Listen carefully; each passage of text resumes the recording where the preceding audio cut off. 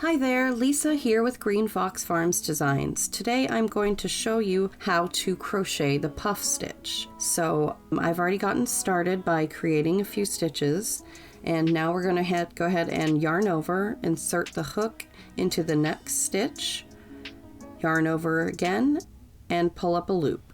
You can see that you now have 3 loops on the hook. We're going to yarn over again, insert back into the same stitch, yarn over, and pull up another loop. Now you will have 5 loops on your hook. We're going to yarn over one more time, insert into the same stitch, yarn over again, and pull up a loop. Now we have 7 loops on our hook. So now we'll yarn over and pull through all of the loops on the hook, all 7, carefully. And then we chain 1, close the stitch, and our puff stitch is completed. Now I'm just going to put a couple of half double crochets in, and we'll do one more stitch to review.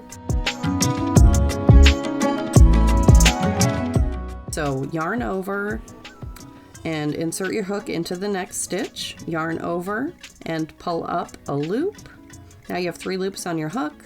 Yarn over, insert into the same stitch, yarn over and pull up a loop. Now you have 5 loops on your hook.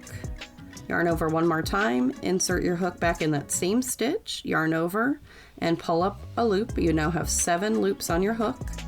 Now we're going to yarn over one more time, pull through all 7 loops on the hook, and then we're going to chain 1 to close our puff stitch. And that is it. You have completed a puff stitch, and you are ready to go.